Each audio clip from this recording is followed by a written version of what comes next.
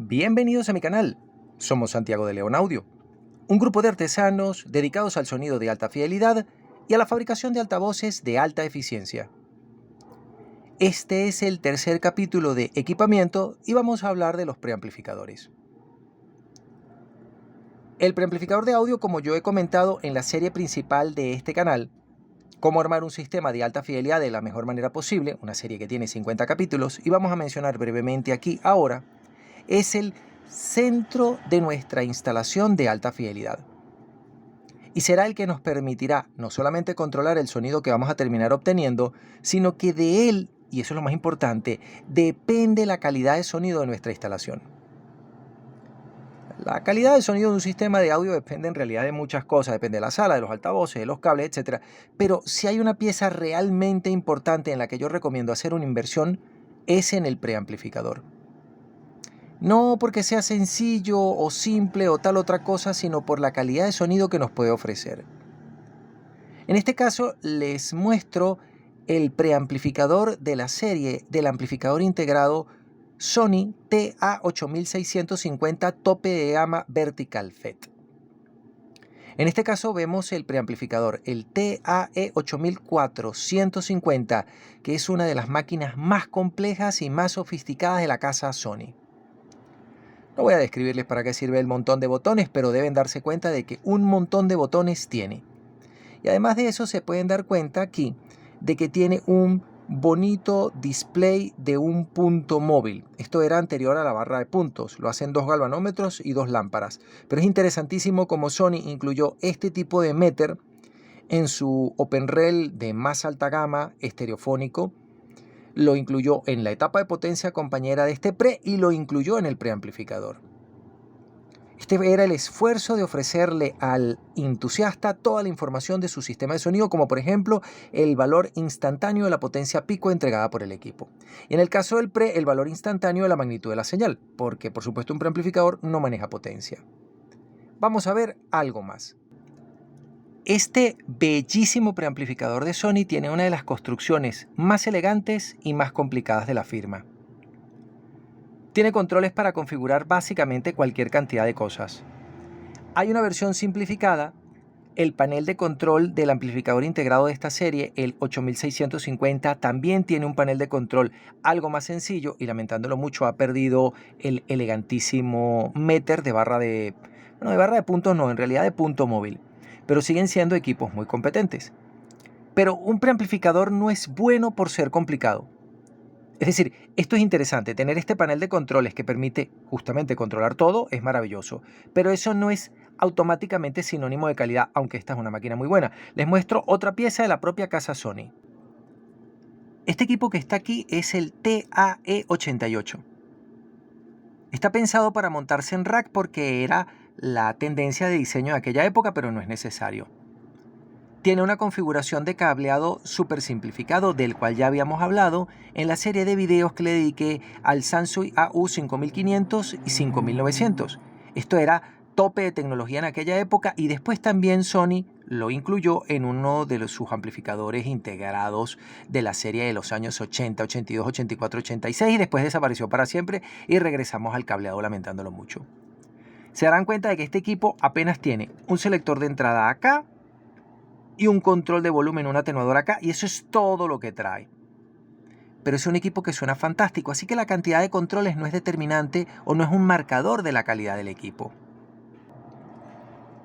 El bloque fundamental de un preamplificador puede ser extremadamente simple.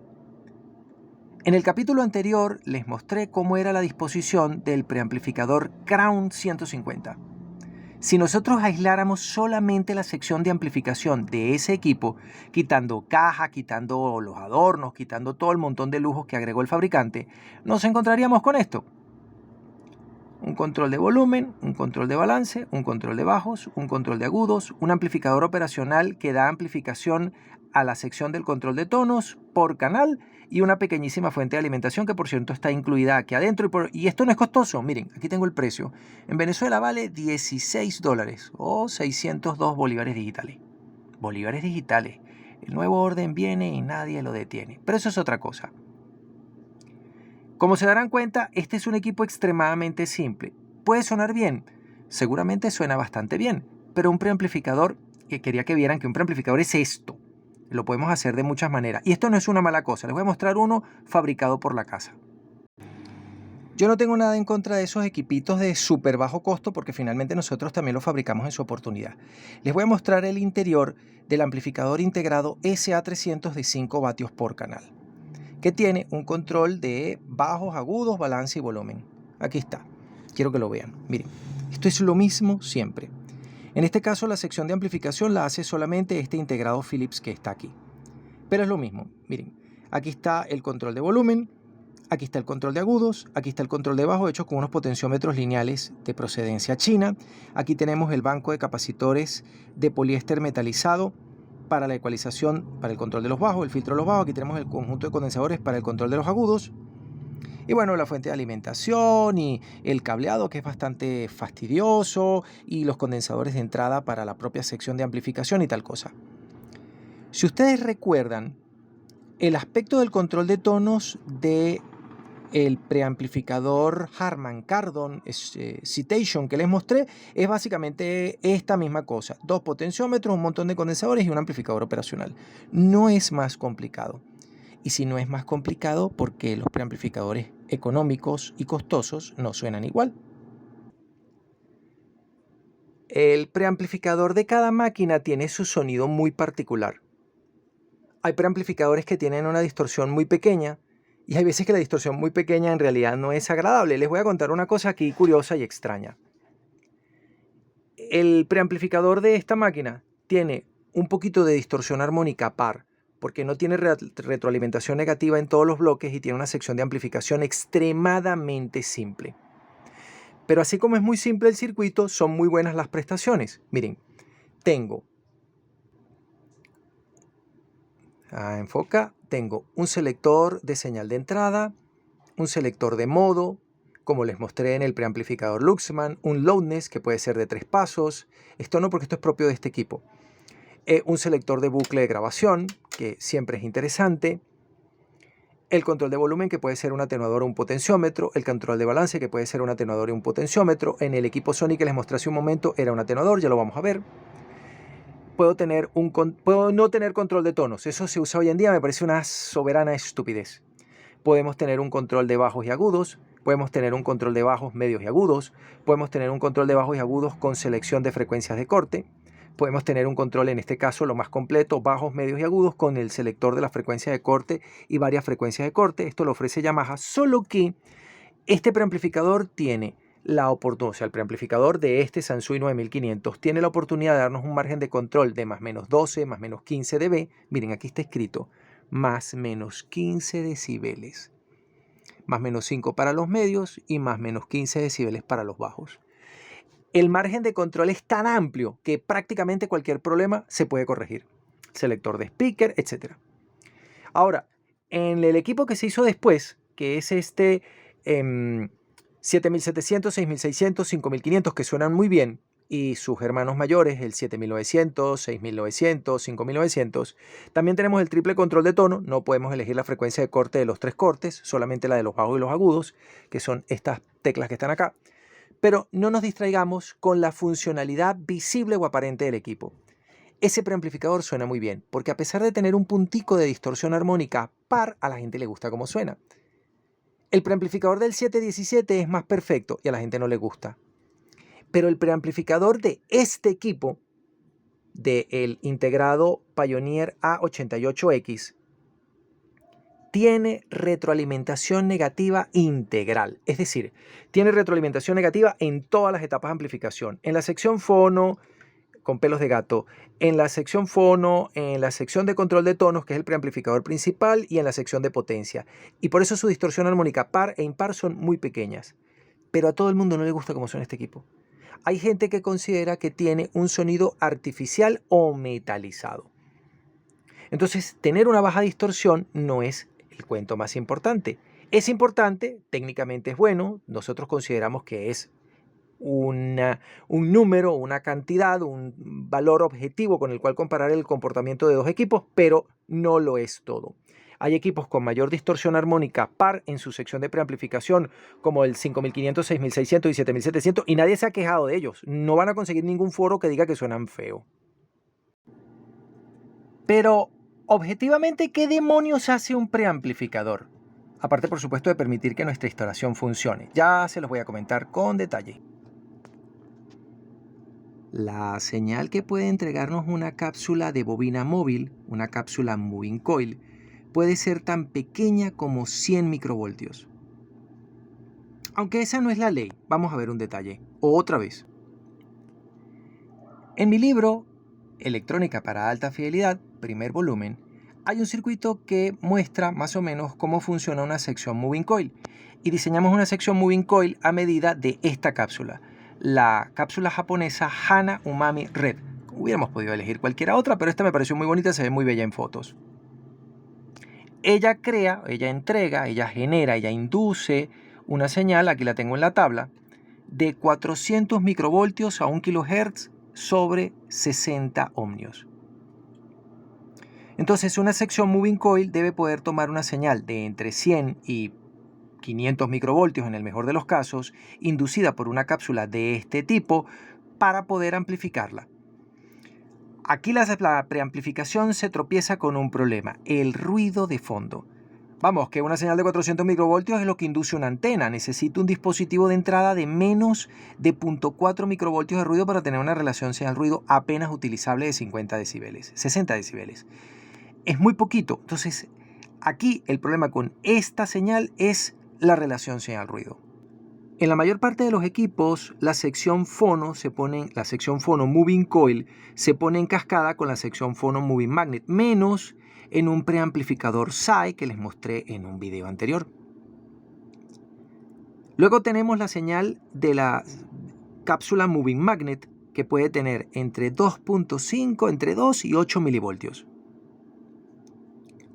El problema con esa señal es que la ganancia de voltaje que tiene que ofrecer la sección de amplificación dedicada a ella, el Phono Stage, es enorme, de 40 decibeles, pero la ecualización le exigirá una ganancia de hasta 60 decibeles a 20 Hz.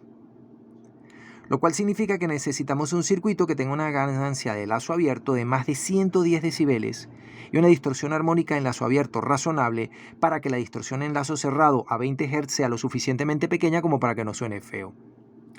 Por eso los fabricantes usan una sección de amplificación moving magnet muy sofisticada, muy buena, porque la cantidad de ganancia de voltaje que tiene que poner es enorme. Les voy a mostrar las de este amplificador, el propio Pioneer SA9800.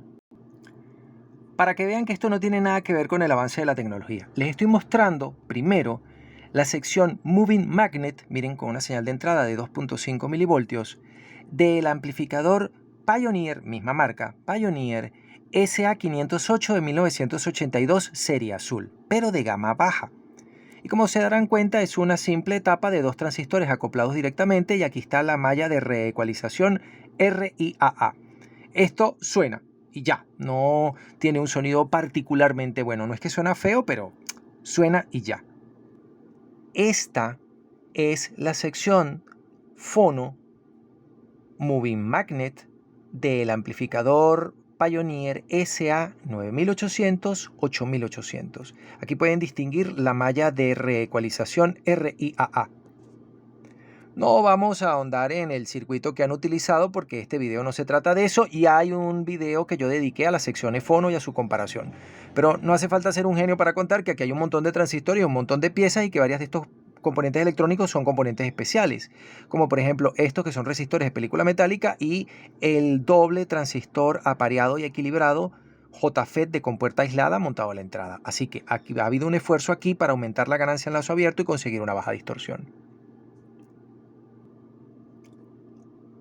La sección fono debe amplificar su señal hasta llegar al nivel que se espera del resto de las fuentes, es decir, del tuner, de la entrada auxiliar, que hoy en día siempre será un CD player o una tarjeta de sonido, de los bucles de grabación, es decir, de los grabadores de cassette o de cinta magnética, de lo que sea, y en este equipo en particular son 150 milivoltios. Hay veces que son 100, hay veces que son 200, eso no cambia nada. Y la señal de salida de este equipo o la señal de salida del preamplificador de esta máquina y de cualquier preamplificador suele ser de 900 milivoltios, 1 voltio, 1.2, 1.5 voltios sobre 1 kilo ohm, 2 kilo ohm, 3 kilo ohm, 5 kilo ohm, en este caso sobre 600 ohmios. Eso le requiere al preamplificador una enorme ganancia de voltaje y hay un problema. Ahora les estoy mostrando, muy feo porque no conseguí uno mejor, el diagrama de bloques del preamplificador de este equipo, pero que es muy parecido al diagrama de bloques de cualquier preamplificador. Aquí tenemos la ganancia del bloque Moving Coil, que son 20 y tantos decibeles. Aquí tenemos la ganancia del bloque Moving Magnet, que son 30 y tantos decibeles. Aquí tenemos la ganancia del propio preamplificador, lo que la gente suele llamar preamplificador, que es el control de tonos propiamente, que en este caso son 16 decibeles, suelen ser 20 dB. Lo más normal es que sean 20 dB. Y aquí tenemos los filtros subsónicos y ultrasónicos y no vamos a ver más nada porque ya eso es etapa de potencia y no nos interesa ahorita. El problema de fondo con un pre, y por lo cual se han simplificado mucho en los años 80, este es un diseño del año 81, 82, 83, un diseño moderno, es que tengo 3 bloques de amplificación en voltaje en cascada y la distorsión de cada uno de ellos no se suma, ni es el promedio de las 3 ni ninguna cosa. La distorsión de este va a volver a ser distorsionada por este y va a volver a ser distorsionada por el tercer y último bloque. Entonces, si los bloques no son de primera, vamos a tener una cantidad de distorsión audible y molesta. Cuando solamente voy a utilizar este preamplificador, que es lo que suele hacerse hoy en día, porque vamos a oír un CD player, él podría tener una distorsión del 0.2% y no me importa, no se oye. Si voy a oír un disco long play, es interesante que la distorsión de esto más esto no se pase del 0.2%. Y eso es difícil, porque no es poner 2 bloques de amplificación de 0.2%, ni poner 2 bloques de amplificación del 0.1% porque las distorsiones se suman. No, señor, eso no funciona así. Hay que poner bloques con una distorsión muy pequeñita para que sumadas nos dé el equivalente de un 0.2%. Y no sea distorsión de alto orden, eso lo vamos a ver después. Cuando tengo 3 bloques de amplificación, la cosa se complica bastante más. Pero este no es el esquema de la mayor parte de los preamplificadores, porque esto es un amplificador integrado. El esquema de los preamplificadores es diferente y es lo último que vamos a ver ahora. Para no cambiar de marca y que no vayan a pensar ustedes que esto depende del fabricante, les estoy mostrando el esquema de la sección de preamplificación del Pioneer SA 9900. Lo que tienen enfrente es la sección Phono Moving Magnet de este equipo, que también tiene un par diferencial con transistores JFET de compuerta aislada y toda la cosa. Tenemos el selector del fono y el selector de señal de entrada. La señal que sale de aquí llega a estos dos circuitos, el atenuador de entrada y el control de volumen y el buffer de entrada. Este circuito de amplificación, que era muy usual en aquella época, agrega una cantidad importante de distorsión armónica par y por eso dejó de utilizarse, pero forma parte del esquema de muchos preamplificadores de supuestamente altas prestaciones de los años 70. Luego viene, después del control de balance, viene este otro circuito que está aquí, que es el preamplificador principal. Este es el encargado de dar esa ganancia de 20 decibeles que yo les había comentado antes. Y está asociado al control de tonos que pueden ver aquí. No ven potenciómetros, no ven el símbolo de un potenciómetro porque está hecho con un multiselector rotativo, como yo les había comentado en el video que habíamos dedicado al Pioneer SA 9500-9502. Y por último, la señal tampoco aquí está lista para ser mandada a la etapa de potencia, sino que le falta pasar por este circuito que está aquí, que son los filtros subsónico con 3 frecuencias de cortes seleccionables y ultrasónico con 3 frecuencias de cortes seleccionables. Y deben darse cuenta de este detalle. Vamos a ver si me puedo acercar porque este es todo el zoom que da el lector PDF. Aquí tenemos un buffer separador que opera como punto de baja impedancia para la entrada de la señal al filtro, que podemos seleccionarlo. Y aquí tenemos el buffer que retroalimenta el filtro y ambas cosas también agregan distorsión armónica par y todas las distorsiones se van a terminar multiplicando. Este transistor que está aquí afuera no agrega nada a la señal, sino que es el muting. Un transistor normal de compuerta aislada, el clásico 2SK30A, utilizado por todos los equipos japoneses de 1965 hasta 1983, cuando aparecieron otros transistores para esta función. Muy interesante. Les he mostrado un poquito, más o menos por encima, qué hace un pre, y en el cuarto capítulo de esta serie les voy a mostrar con qué componentes se hace un pre y cómo los fabricantes se las han arreglado para llegar a diseños extremadamente sencillos que ofrezcan la mejor calidad de sonido posible, quitándonos funciones, porque ese es el otro problema. Ganas una, pierdes otra. Desde Santiago de León de Caracas, saludos y suerte.